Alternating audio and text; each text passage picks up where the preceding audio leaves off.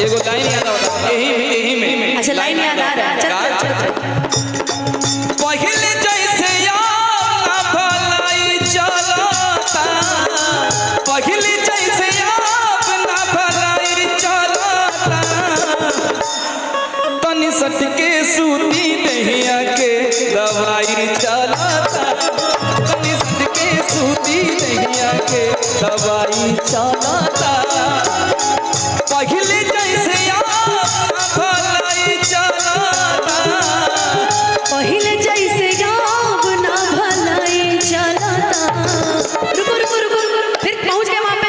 इधर आओ। फील देने दे। कितनी दूरे रही सैया जी पढ़ाई चलता, कितनी दूरे रही सैया जी पढ़ाई चलता, तनी सट के सूती दहिया के दवाई चलता, कितनी दूरे रही राजा जी पढ़ाई चलता, तनी सट के सूता दहिया के रिपेयर चलता।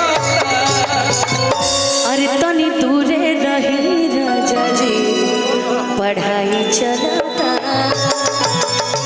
मैंने ये आपके लिए बोला। आप दवाई चला था, पता नहीं क्या क्या बोले जा रहे हैं। बराबा राज करा राजा हो माहौल बदले वाला, कि राज कराय अनुपमा हो, अरे माहौल बदले वाला राज करा। मैं राज करूँ? हाँ ओके, वो टाइम आने वाला है कि आप राज कीजिएगा। मैं राज करूँगी। हाँ हम कमाने आप पे ना, हाँ आप पे मैं ही राज करूँगी। कोई दिक्कत नहीं, वो तो पता ही, वो तो पता ही, वो तो पता ही कौन किस पे राज करेगा। हाँ मैं आप पे करूँगा, आप मेरे पे राज करेंगे। बात सेम सेम है। क्या कौन सा था कि चलेला जिला में हमारे शासन ये जानू, ये मैं आपको कह रही हूँ कि चलेला जिला में हमारे शासन ये जानू, तनमवा धा दे बहुत छुई ना प्रशासन ये जानू। ये बात सही है, कभी ट्राई मार लीजिएगा। हाँ एक बार ट्राई हुआ था। धा दे बहुत छुई ना प्रशासन ये जानू। वाह, क्या जी कुछ याद आ रहा है मेरे लिए? क्या आज सब भुला के आए हो? हाँ बक्सर बॉर्डर जो रे पगला, तू तो पगले है का है? एगो इनके देख के हम एगो चीज है। आप उन्हीं को तब से देख ही रहे हैं, आप उन्हीं को देख के गाइए। चलिए। किने मुखर भूजा भइल में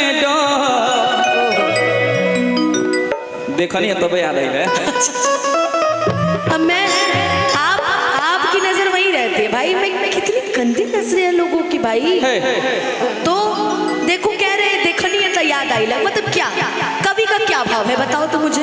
कवि का हाँ बताओ। तात्पर्य ये है कि वो पूछ रहा है धनिया से कि क्या हुआ है क्या नहीं। हाँ, क्या हुआ है क्या नहीं। एक बार कुछ बेच रही थी नींबू तो फिर गर्मी का टाइम है तो खरबूजा बेच रही थी। इसी में वो लाइन है ना जो खेसारी भैया गाए हैं। हाँ। बाल तो हार करे झपा झपा झपा झपा झपा झपा, कमर तो हार करे लपा लपा लपा लपा लपा लपा, देही में तो हारे तराना बा तराना बा तराना बा, देखी के लोग दीवाना बा दीवाना बा दीवाना बा। कि ई तया ठबाया जुबा भइल, कि ई तया ठबाया जुबा भइल, किने मुखर भूजा भइल मैडम। मैं चाहूंगी गाना आप गाइए, आपको मुझसे अच्छा लगता है। हाँ तो तुम गाइए साथ में।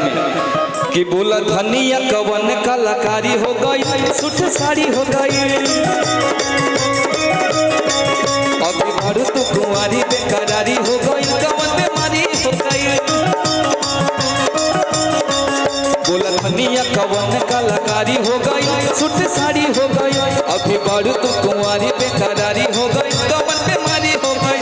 बोला कैसे ये जुमा भई। अच्छे लग रहे थे आप अभी को।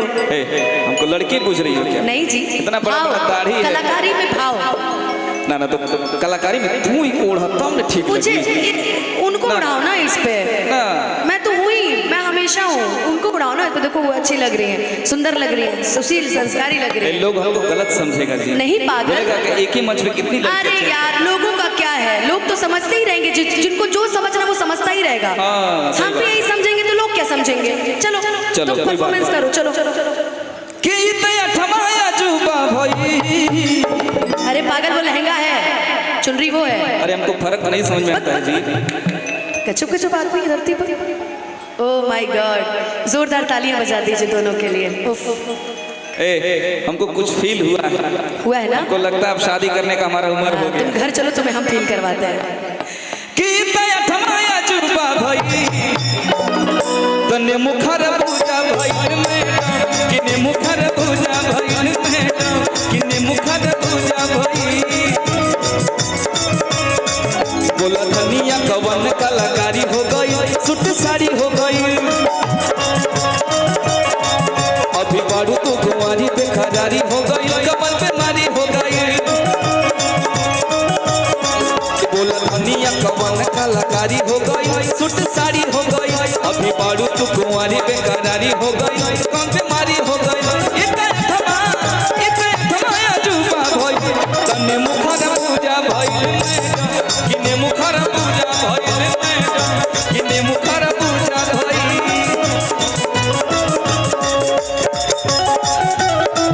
छोड़ दी कोयल पढ़ाई, होला ई सकुलिया में बहुते लड़ाई। मान करे छोड़ दी कोयल पढ़ाई। भैया याद बाटे तू हमरा के पेपर दिया ले जात रहला गंगी बाजार में।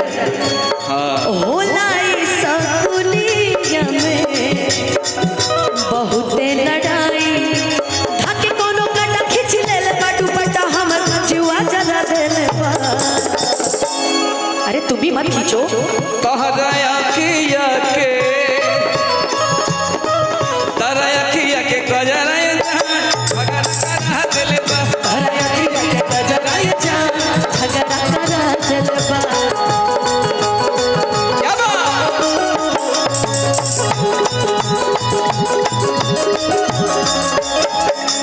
आओ बाल तो हार करे झपा झपा झपा झपा झपा झपा।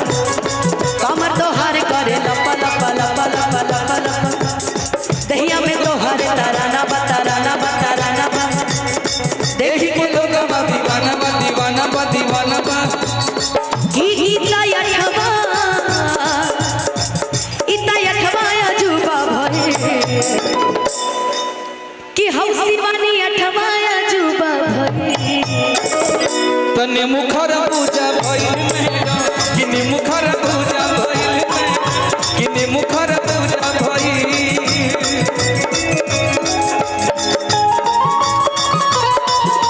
जरई रे गइलाना जाए पिया जवानी हमर।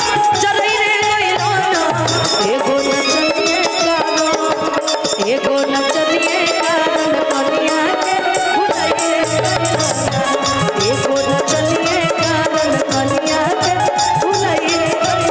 भाई एक बात जान लेना, चलते रहे भैया। इंडस्ट्री में 90% लड़ाई इसीलिए होती है हाँ, कि जाए पिया जवानी हमर। जरई रे गइलाना जाए पिया जवानी हमर। जरई रे गइलाना एगो नचनिए कारण, एगो नचनिए कारण कनिया के भुलाइ रे गइलाना। एगो नचनिए कारण कनिया के भुलाइ रे। लेकिन जब हमार बियाह हो जाई तो हमार जौन मेहरारू रही उ का कही, का कही? एही अनुपमा खातिर, एही अनुपमा करन हमरा के भुलाई गइला। एही अनुपमा करन हमरा के भुलाई गइला। इहे बतिया कही बदनामी तू करइए गइलाना। इहे बतिया कही बदनामी तू कराई गइलाना। भइल में